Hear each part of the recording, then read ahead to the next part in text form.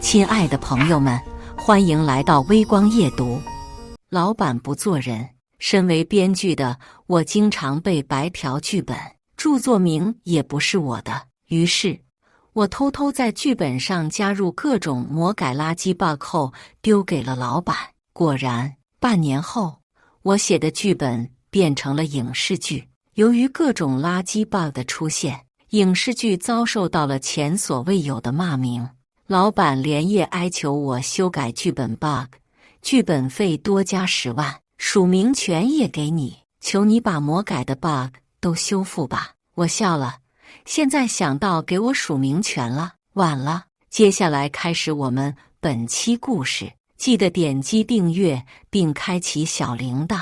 鲁迅先生说得好，不在沉默中爆发，就在沉默中灭亡。曾几何时，我也是一个心怀梦想、才清志高的文艺青年，可惜满怀希望勇闯娱乐圈后，才发现无权无势无才，还不知道天高地厚的人，注定要被社会毒打。保持沉默几年，我最终决定，与其做一个死哑巴，不如来场轰轰烈烈的爆发。半夜2点30分，我目光呆滞，看住电脑屏幕。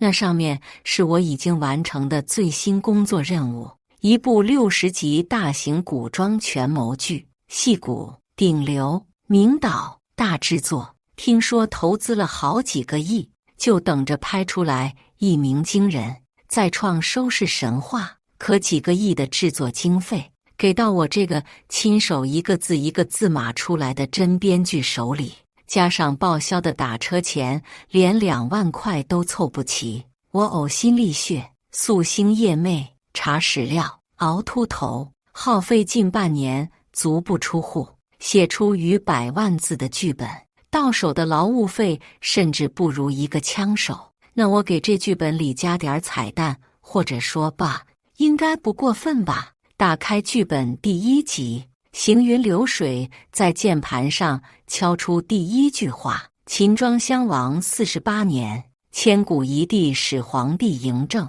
出生于赵国邯郸。整整1周时间，总算把60集剧本一集不落全都加上了吧，然后打包压缩发送，一气呵成。接下来我只需要该吃吃该喝喝，静待电视剧拍完播出。希望到时候全剧上下人没事，阿门。为了能亲眼见证这群王八恶有恶报，我捏着鼻子又当了半年枪手，终于等来了预告，同时也开启了无孔不入宣传和营销。瞧阵仗，宣发费少说也得7位数。万众期待中，电视剧终于开播。首先浮现在屏幕上的就是第1个彩蛋。低沉庄严的男声循循念出：秦庄襄王48年，千古一帝始皇帝嬴政出生于赵国邯郸。上一秒还彩虹屁齐飞的弹幕，下一秒被满屏问号霸占。我看到其中一条，等等，是我眼花了还是耳背了？他说秦庄襄王，但或许观众都在忙着发问号。这条弹幕只得到了各路粉丝的集火。哈喽，有什么问题吗？秦庄襄王本来就是嬴政他爸呀，黑子快滚好吗？别破坏人看剧的心情。才开播就有水军，看得出来别家是很想防爆秦帝国了。可惜呢，好剧就是越防越爆。秦帝国冲压，给我爆，给我大爆，给我高开飙走。当然会爆，但不是爆火的爆，而是爆雷的爆。我冷笑。第2天一觉睡醒，剧组官微已经被历史剧爱好者狠狠冲了。怪我，都怪我，明明被骗了那么多次，还是不长记性，活该又被骗一次。始皇粉全军出击。你说嬴政是庄襄王48年出生，我忍了。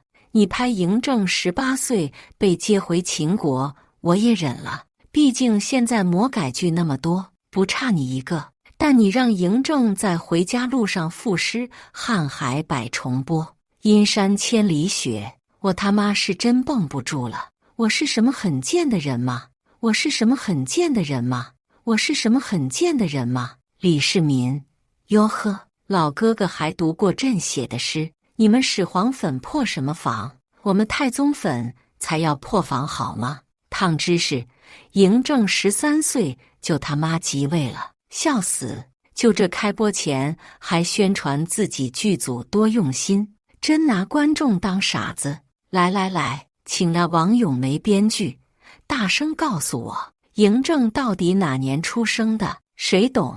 开播前5分钟，我还在跟我那当大学古代历史老师的老公吹这剧拍得多严谨，制作多精良。开播1分钟，我老公就这顶楼上。我家的历史老师是我妈。从昨天电视剧开播到现在，我已经被我亲妈按头背书5小时了。在此，我向我之前骂过的每一部历史剧道歉。开播前，平均每条微博评论不超过2位数的剧组官微，电视剧开播仅1个晚上，置顶微博下面的评论数猛猛朝着6位数迈进，并且还在不断飞速增长。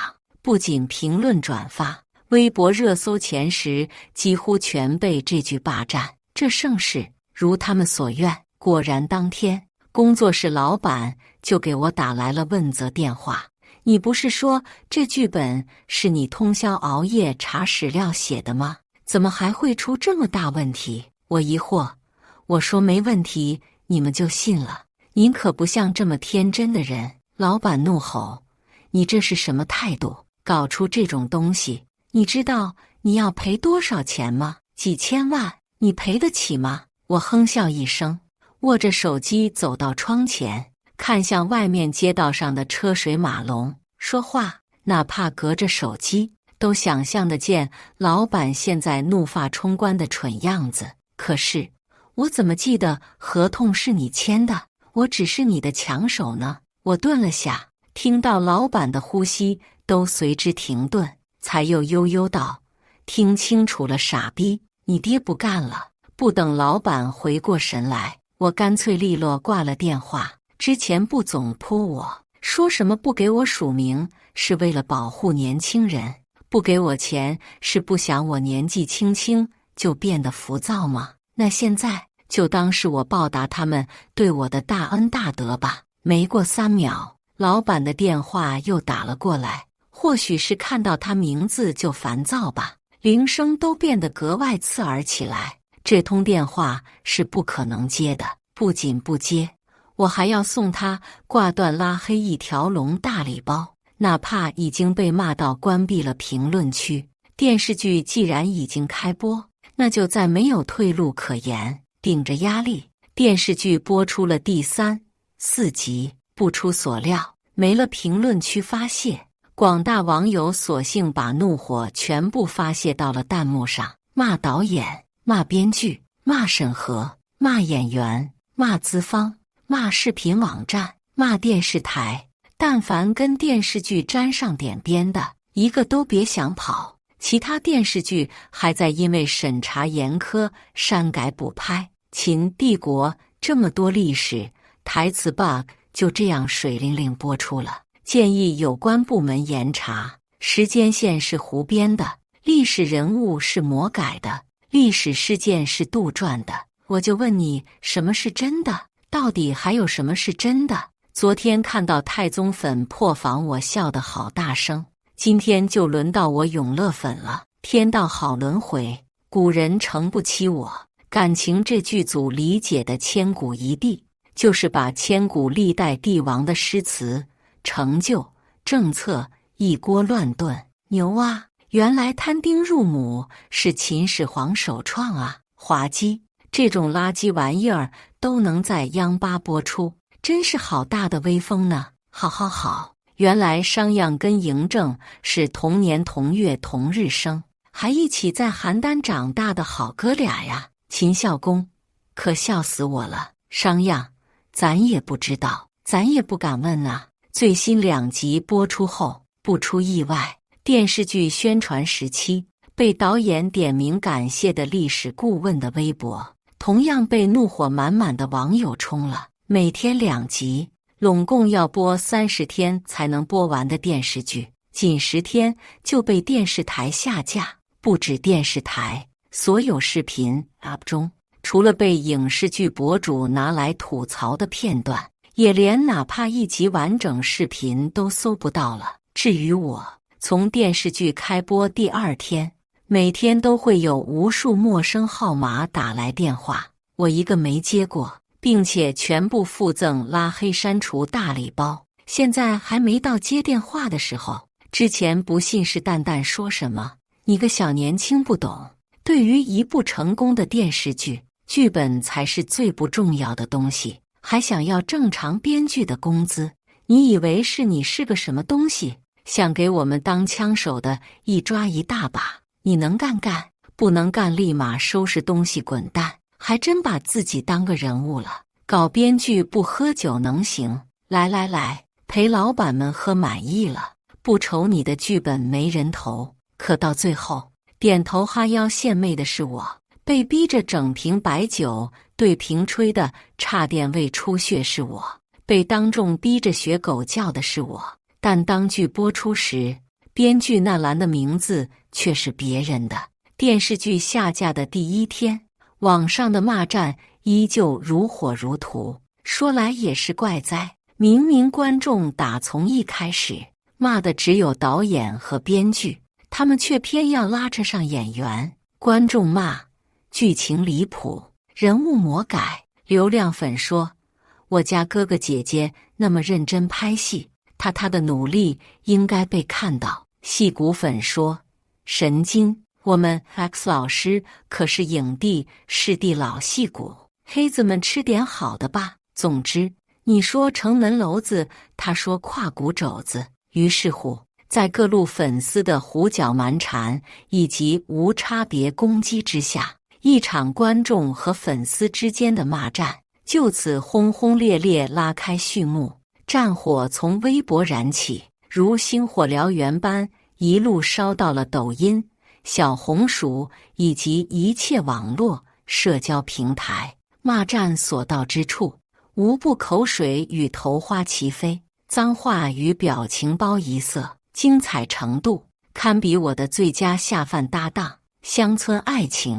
骂战开始的第2天，被殃及的池鱼接连出现，首当其冲的就是本剧演员曾主演或出演过的其他影视剧，无一例外全部被打低分，只配过音的动画片都不能例外。此情此景，其他影视剧甚至动画片的参与人员被迫下场，呼吁观众保持理智。其中有个自入圈后就一直以人狠话还刚著称的演员直接发博，要骂哪个剧就只骂那个剧好吧，我们其他剧招谁惹谁了，要被这种破事牵连。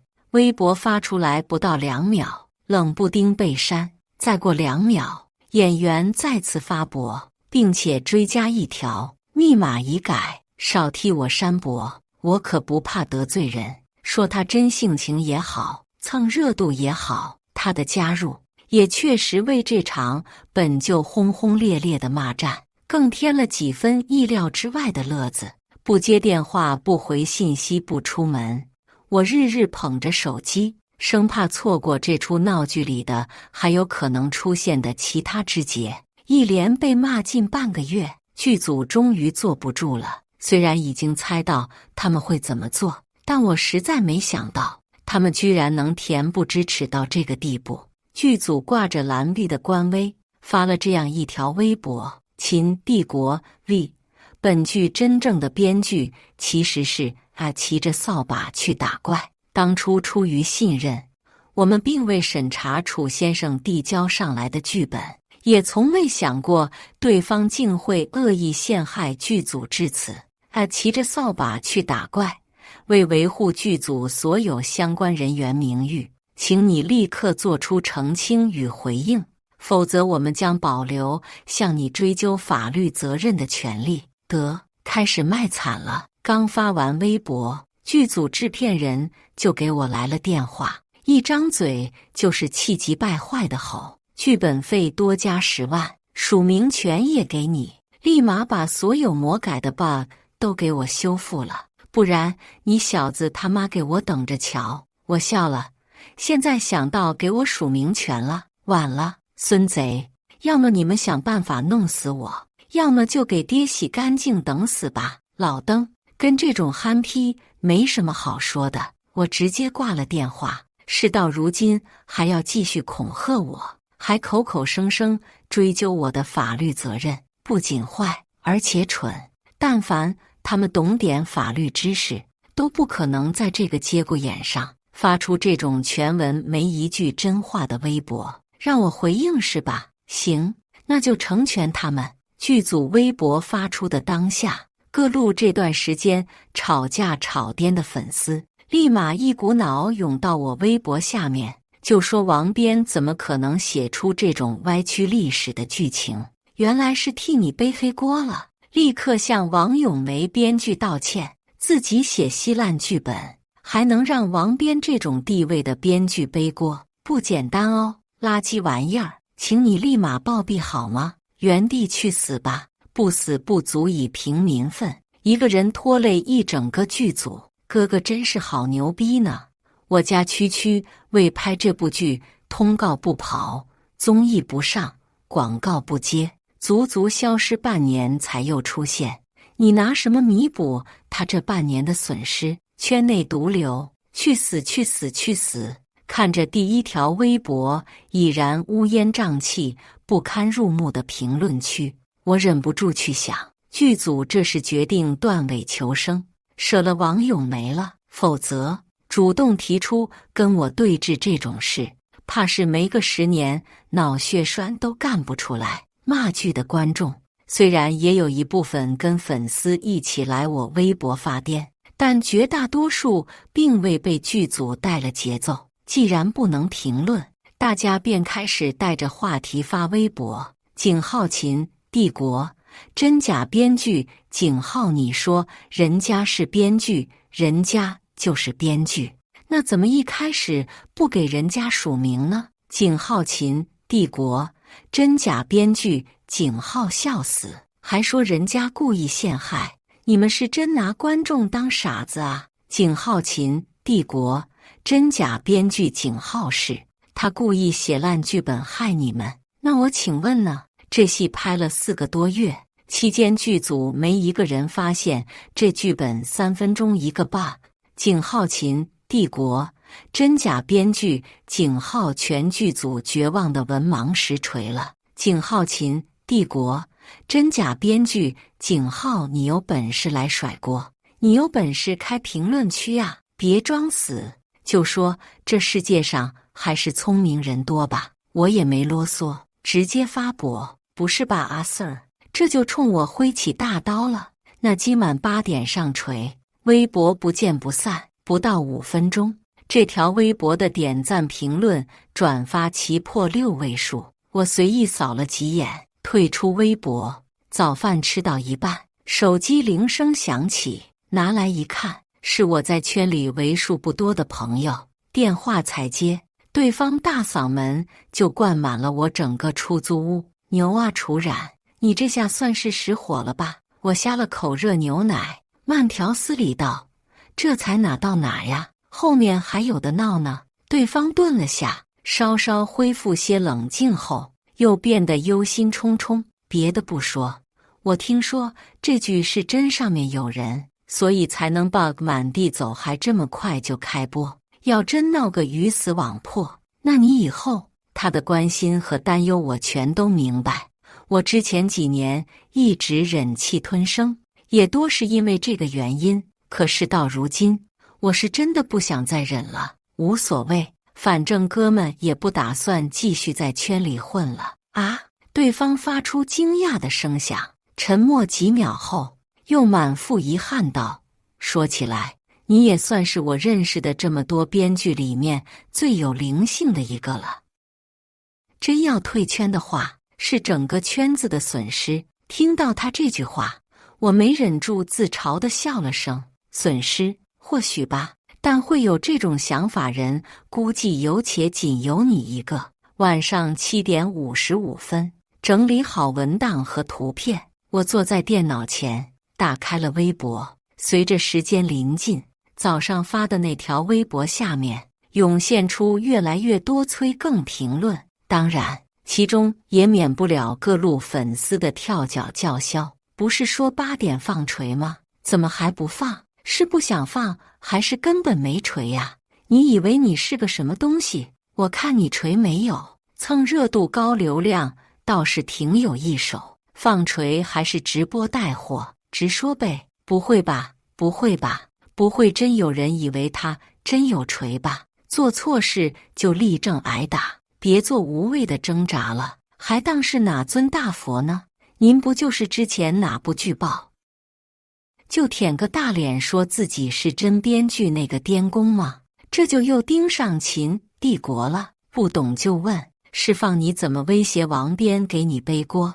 怎么陷害剧组的锤吗？王编实惨，要不是剧组发了声明，还真要让你逍遥法外了。赶紧去死吧，还观众一个干净的编剧圈。时间一点点过去，很快屏幕右下角的数字吧嗒一跳，8点整了。最后确认了下微博内容，一键发送。之后整整10分钟，我的微博再没有任何动静。而后10分钟过去，评论、点赞、转发就开始以前所未有的恐怖速度增长起来，简直足以吊打圈内所有顶流。我没有回应任何一条评论，就这么看着这条微博的热度以肉眼可见的速度攀上了热搜第一。词条后面还缀了个红的发黑的爆字，叹为观止。鲁迅先生写的吃人血馒头，我今天算是看到了。100万字，2万块，是我看不懂汉字了吗？秦帝国 V 出来受死，妈的，感同身受了。被老板白嫖过设计图的设计师泪目了。原来资本眼里，我们打工人真就是下贱呗。之前说王咏梅背锅的出来走2步，看清你们口中背黑锅的可怜王编是个什么嘴脸了吗？谁知道他这些锤是真是假？文人本来就满身傲骨，难道要对他一个新人毕恭毕敬吗？一叫你就出来，你是狗吗？好，那烦请你以后被职场霸凌了也能这么想。眼见网友声讨声势再度水涨船高，剧组官微重新开始装死，任凭网友们如何艾特质问，也仿佛打定主意不再出声了。可惜人算不如天算，他们想装死，却总有人能让他们死而复生。电影频道 V 惊天魔盗团正在播出，欢迎收看。憧憬下面热评第一，6还是6公主6？猛一看还以为是句绕口令。继电影频道之后，又有陆续10来个官博转发我的微博，并直接艾特剧组提出质问。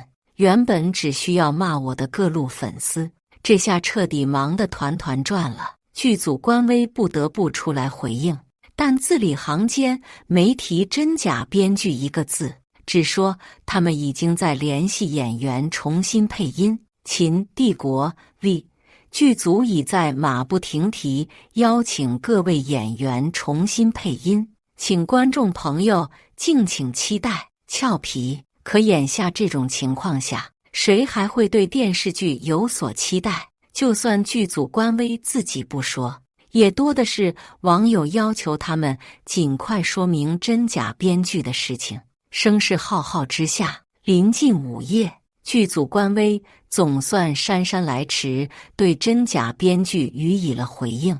但就跟我之前猜测的一样，他们果然还是选择断尾求生。秦帝国 V 经查得知，骑着扫把去打怪，实际为整行编剧工作室的在职编剧。此次剧本一事，从始至终皆由整行编剧工作室与王咏梅编剧一手操办。剧组和广大观众一样，被有心之人蒙在鼓里。今日剧组特此声明，请了整行编剧公司王咏梅编剧尽快就此事予以回应。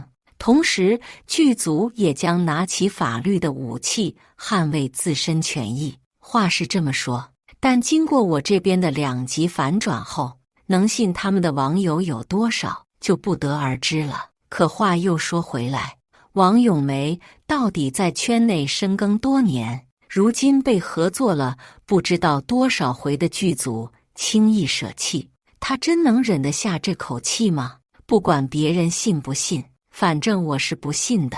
最后又看了眼依旧辱骂的剧组官微，我一满离退出微博，准备睡觉。闭上眼的下一秒，手机铃声响起，屏幕上显示的正是王咏梅的大名。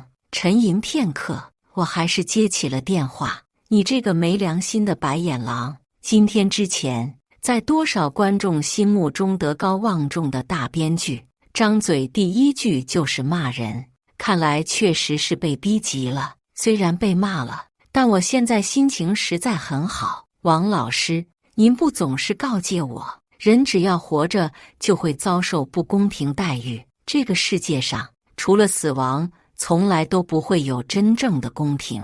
我现在只让您遭遇了一次啊，您怎么就急了呢？电话那头的王咏梅气得呼哧带喘，好一会儿没能说出话来。本着怕他真气出什么好歹的好意，我轻声询问王老师，需要我给您叫救护车吗？终日打鸟，被你这么只小麻雀啄了眼。楚冉，你好，好得很。王咏梅答一声挂了电话，不用看也能想见，他那张方额方下巴的麻将脸，此刻被气成了怎么样一副猪肝色。糟糕，差点就笑出声了，连起嘴角弧度。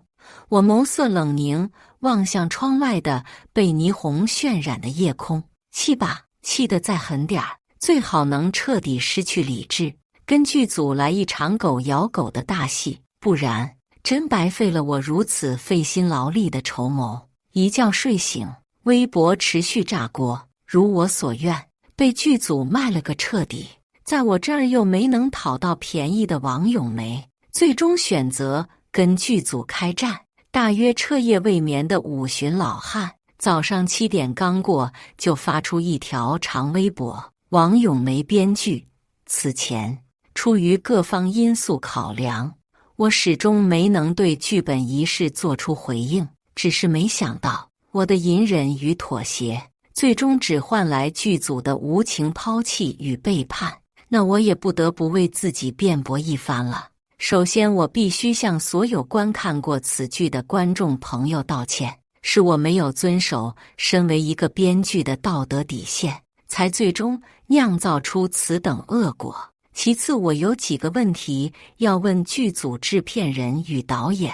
第一，我从未与整行编剧工作室进行过交流，那么与之对接的人究竟是谁？第二，我曾数次向剧方相关人员提出由我本人亲自操刀剧本，却接二连三被拒，这又是为什么？第三，对方编剧交稿后，我曾数次提出核验校对剧本内容，却被导演和制片人以拍摄时间紧张，不必再浪费时间拒绝，且你们已经请专业人员检查过，剧本绝对万无一失，这就是你们所谓的万无一失。第四，如今我才明白，就像剧方诸位所言，编剧的确是圈内最无足轻重的存在，否则你们怎么敢如此明火执仗欺负人？最后，我愿身先士卒，以一己之力，为所有勤勤恳恳、辛劳工作的编剧同仁博一片天地清朗。这篇长微博，尤其是最后一句，直接把战火引向了整个编剧圈。毕竟，早在10多年前，王咏梅就已经是编剧圈数一数二的纲顶人物了。以一己之力对抗资本，先生大义，现实版，请先生赴死。我他妈明明是个丑闻来着，怎么搞得还挺热血的？不说别的了，大秦帝国逼出来受死。王编，我就知道你是有苦衷的，我会一直相信你，也会一直支持你。我哭得好大声。王编大大，我也相信你。我早说了，脑子不行的人别上网。好在除了被他这番慷慨陈词骗到的少部分粉丝外，绝大多数网友还是理智尚存的，啰啰嗦嗦一大堆。能不能先解释下霸占别人署名权的事儿？一丘之貉罢了。哈，狗咬狗，一嘴毛，活几把该。之前也是让各种营销通告洗了脑，就你这种货色，也配当编剧圈泰斗？其他编剧，呸，晦气，撕逼就撕逼，整得自己多大义凛然似的，吐了。字太多不看，能不能学他骑着扫把去打怪？别写小作文，直接上锤，笑死！还一己之力对抗资本，明明跟资本一起祸害人，事发被资本抛弃，才来微博发疯。编剧署名的事解释一下吧，编剧署名的事解释一下吧。虽然不知道王咏梅有没有看到这些评论，但无论看没看到，从被剧组决定抛弃的那一刻起，他的日子就不会太好过了。我衷心希望人没事，别刚开战就虚弱倒地。借着这件事的东风，我索性把这些年来辛辛苦苦写完却被别人抢走的署名权的剧本全部公布到了微博上。剧本开稿、完稿、交稿的时间照片，与各个剧方人员的聊天截图，全部逐一详尽发布出来，其中包括但不仅限于我之前7年内写出的3部红极一时的古装正剧，而这3部片子的挂名编剧无一例外都是王咏梅。她也正是因为这3部电视剧，才能坐稳编剧圈头一把交椅的位子。所有证据一经发布，立刻在网上引起了轩然大波。那些哭王咏梅先生大义的傻逼出来走2圈。操！天子守国门的编剧居然也是你！你笔下的朱棣真的是我看电视剧这么多年让我觉得最靠近明成祖的一个。我追过的小破剧居然也是你写的，3部大爆古装正剧，2部古言小甜剧，还有1部都市言情。大大，你也太高产了吧！我哭死！你居然还参与了我最爱的小说的改编。所以说，作者太太当时在微博吹爆的神仙编剧是你，而不是那个挂名编剧，是吧？是吧？是吧？我也想起来了，难怪当时有人问是不是那个挂名编剧的时候，作者太太只回了个微笑脸。真相竟是如此，泪目！我居然骂过我最爱的古装剧的编剧，哭死我算了。男编剧居然也写得出这么多剧好看言情剧，女性角色还都不是无脑傻白甜。就冲这点，我也得说一句牛逼！认真看了下，这些剧有1部算1部，居然全都是爆剧。相较于我微博下面网友们齐刷刷的心疼和夸赞，那些被我一一点名的剧组和编剧，无疑和秦帝国还有王咏梅一样，开始被网友炮轰。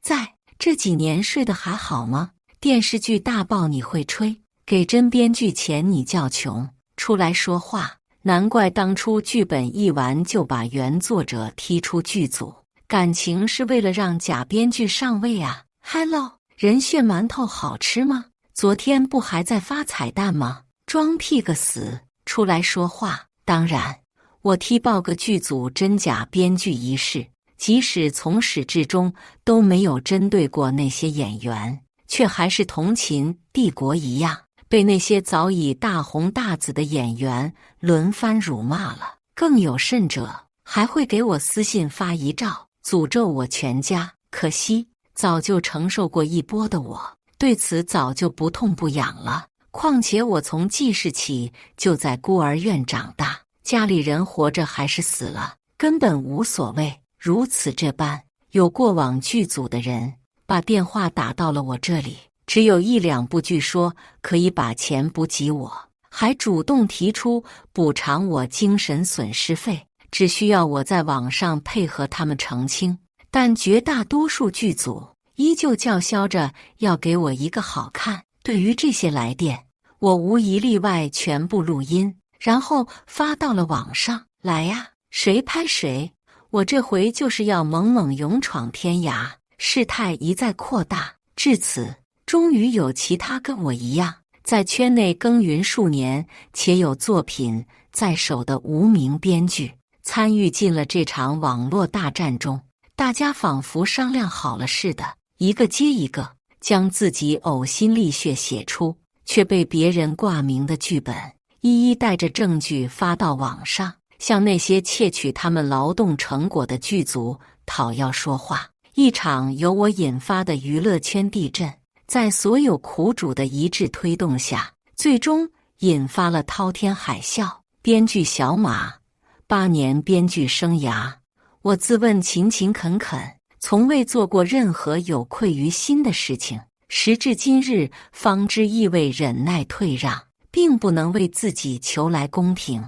冯酱还在努力，从业5年，我见过无数过凌晨4点的夜空，却从未获得过哪怕一次走入阳光的机会。编剧陈云云，踽踽独行多年，原以为一辈子都不会有光落在我身上，现在我见到了我的光。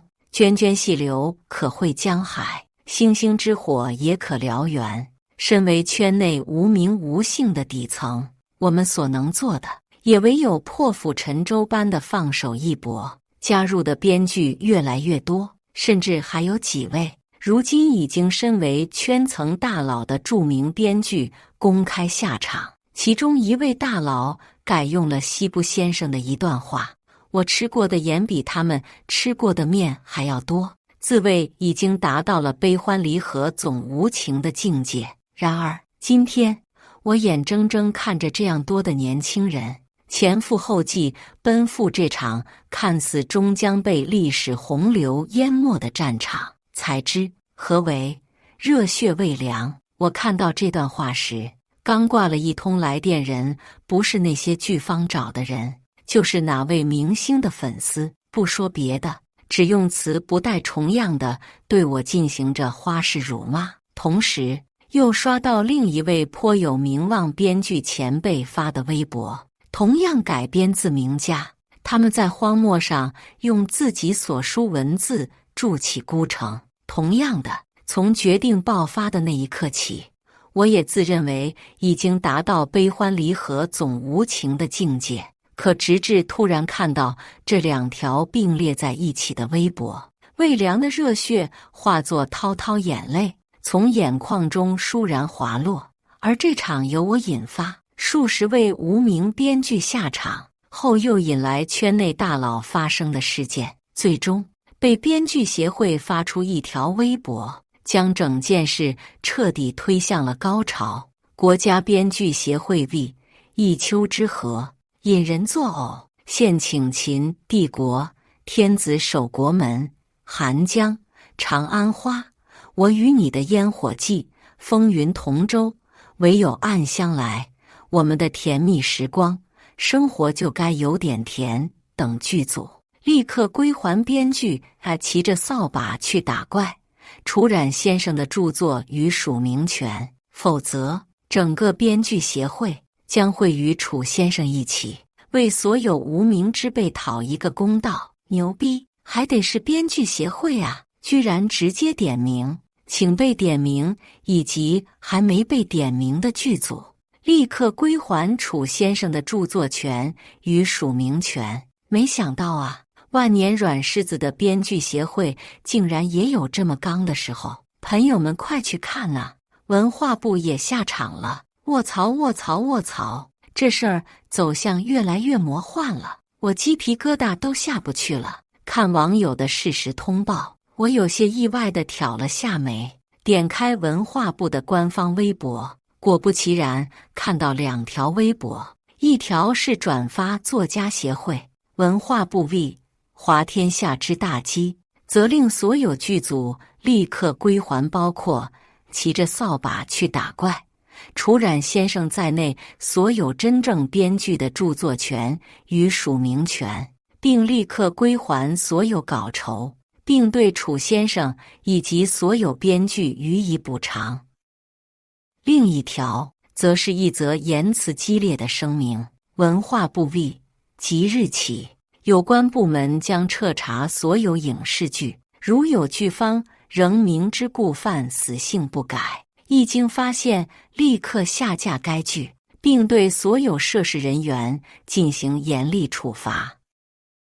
绝不姑息，这条微博还连带着一张图片，上面是所有已经被核实曾仗势欺人、搞真假编剧那一套的涉事剧组，包括导演、制片人、署名编剧，全部赫然在列。一时间，各大官博纷纷上线转发该微博，有网友激情留言：楚编爽没爽我不知道，反正我是爽了。沽名钓誉之辈一律严肃处理，被压迫被剥削的全部予以补偿。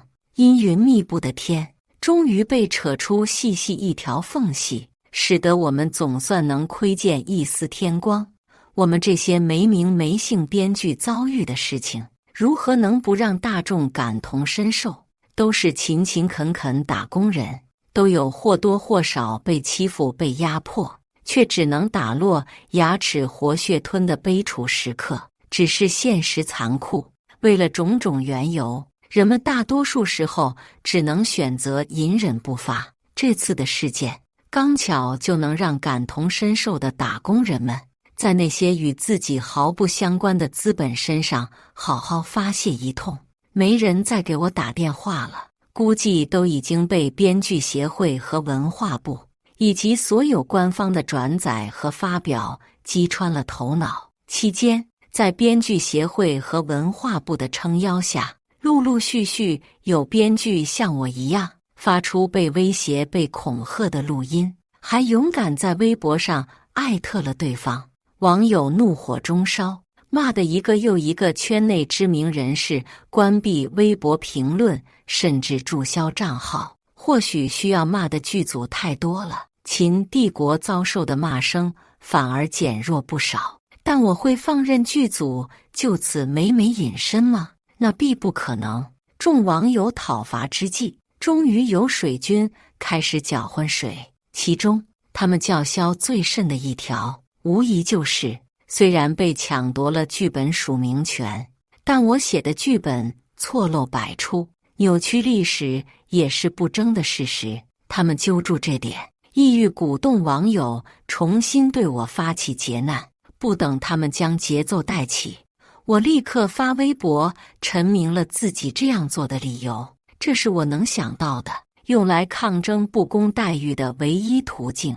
至此，秦帝国彻底被网友钉上了耻辱柱。事情闹得越来越大，广大网友按照文化部出示的那份名单，逐一前去问候了那些剧组官微、导演、制片以及凭借对剧本的署名，而早已经赚了个盆满钵满的那些挂名编剧，这下包括秦帝国在内，足足27个剧组以及相关人员的数十个微博账号，彻底成为了网友们的主要攻击目标。没过多久，另一部古装权谋大剧的导演实名下场发文，将连带秦帝国在内的所有剧组从上到下对了个遍。作为圈内说话极有分量的老牌导演，对方怒斥秦帝国等剧组无耻下作，毫无底线，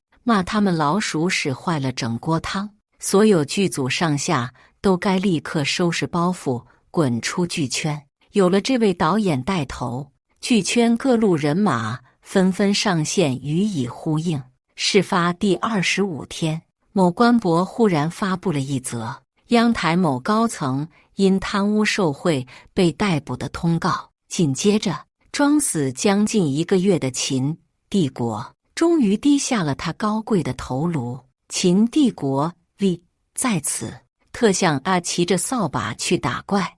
楚先生致以全剧组上下最诚挚的歉意，剧方毫无道德底线窃取楚先生的创作成果，并在楚先生后续维权过程中，自以为是、厚颜无耻地对楚先生进行了一系列严重侵犯公民权利的错误举措。剧组郑重承诺，将会在3天内补齐楚先生创作应得的所有报酬，并再次向所有被秦帝国伤害到精神、情感的观众朋友致以最诚挚的歉意。就此，所有参与电视剧拍摄的导演、演员以及所有幕后制片人等相关人员纷纷上线，开启道歉之路。有了秦帝国的率先低头，其他剧组哪还有敢继续装死的？纷纷上线先道歉，再承诺将尽快归还所欠稿酬与著作署名权。当初那位曾亲口对我说出“你个小年轻不懂，对于一部成功的电视剧，剧本才是最不重要的东西”的导演，应该已经明白，纵使蚍蜉再微弱，也终有撼树之能。随着一则则道歉声音的发布，各家投资商也陆续以剧组严重违约为由，要求剧组予以退款和赔偿。早先那些剧组已经不可追，但曾在开拍前得意洋洋说他们遭到几十家商的秦帝国，终于迎来了他们的毁灭时刻。因为影响实在恶劣，所有启用阴阳编剧的电视剧一夜之间全部惨遭下架。无名无姓的编剧们也逐一发出钱款到账的截图，稿酬、赔偿悉数到账。这场轰轰烈烈的编剧之战总算临近尾声。朋友再次打来电话，牛逼牛逼！你知道现在有多少人跟我打听你电话，说想跟你合作吗？怎么样？要不别退圈了？经此一役，你可就算彻底火了。其实早在他这通电话打来前，我也曾犹豫过究竟还要不要退圈，但深思熟虑几天后，我依旧维持了最初的决定。不了，我拒绝了他的提议。为什么？朋友震惊发问。我无声地勾了下嘴角。你听说过一句话吗？屠龙少年终成恶龙。朋友沉默片刻，才迟疑着开口。你是担心自己有朝一日也变成王咏梅那样的人？虽然不愿意承认，但是人就有欲望，就有私心。更何况我如今身处之地，本就是个格外光怪陆离，处处充斥着金钱和欲望的圈子。现在我能保持清醒和理智，无非只是因为自己处于弱势。我实在无法保证，当有一天我拥有跟王咏梅一样的权利和地位后，有没有可能今时之他就是彼时之我？朋友讪讪道，你活得也太清醒了。那些跟着你发微博的小编剧，这会儿都不知道接了个多少个本子了。就你世外高人似的，谁都联系不着你。不是清醒，我平静地说，是恐惧。恐惧任何一分会变成为达目的不择手段的可能。历时30天，道歉、赔偿、补偿，曾肆无忌惮欺辱、打压过我的所有剧组，也都得到了他们应有的代价。全剧上下，但凡有名有姓者，全都黑料被扒，就连800年前的口嗨也要被翻出来，被网友指点一番。有人遭不住，选择注销账号，还有更脆弱些的，索性发布了退圈声明。剩下那些心理素质过硬的，经此一遭，也注定要面对辛辛苦苦多少年，一朝回到解放前的境况。至于那些被投资商们追着要求赔偿的制片人，有细心网友发现，因为被索赔金额巨大，那些制片人不仅得掏空积蓄，还有人甚至得卖房卖车都还不清这笔账。哦对，还有我之前工作的整行剧本工作室，听说老板连工资都发不出来，眼看着就要倒闭，把老板从黑名单拖出来，发了条恭喜的短信过去，没给他回复我的机会。短信一发完，我就又把他放进了黑名单。一时间，圈内破产者人数之多，达到前无古人，后恐怕也不会有来着的地步。但这些不过是他们应得的。真要退了，打过电话的朋友还不死心，索性找到了我家来。我边收拾行李边应付他。对，不仅要退圈，我还要提前退休，回老家养老。朋友试探：你这回拢共拿了多少钱？挑了下眉。我拿起手机，打开银行啦，点开余额页面，推到他面前。不到1秒，朋友原地倒吸一口凉气，9位数，很好。我酸了，事情有始就得有终，跟成天追问我是不是真要退圈，又被我存款酸走的朋友一样。我的微博下面每天都有网友催我写新剧本，我已经迫不及待要看大大的下部剧了。大大、范范之前那几个剧已经下架了，不知道有生之年还会不会有上架的一天。虽然剧组不做人，但大大写的剧是真好看呐！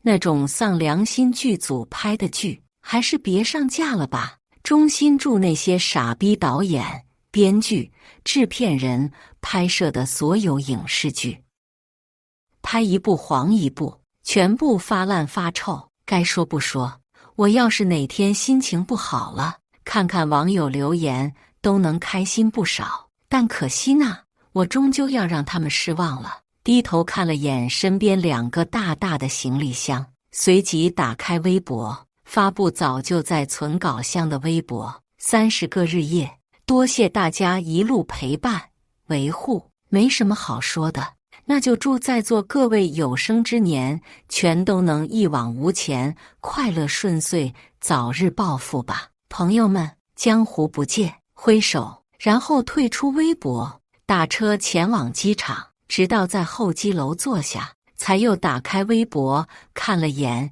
已经突破5位数的评论区。什么？发出破喉咙尖叫。此时此刻，一个小女孩轻轻地碎了。不，大大，别走。好的，这下我的天塌了，写过的剧全部下线，并且不会再写新剧。大大，你好狠的心。我的心现在比在大润发杀过10年鱼的刀都冷。我哭得好大声，忍不住笑出声时，广播里响起登机通知，深深吐出一口气，将手机熄屏装进口袋，走向登机口。再见啦，可爱的网友们！虽然很遗憾，但我今后的确不会再做编剧了。咱们天高海阔，各自珍重吧。感谢大家的观看。本期故事精彩吗？欢迎大家在下方评论区吐槽。如果你喜欢这类故事，记得点击订阅微光夜读，并分享给更多的人，这会对我帮助很大。再次感谢大家的观看。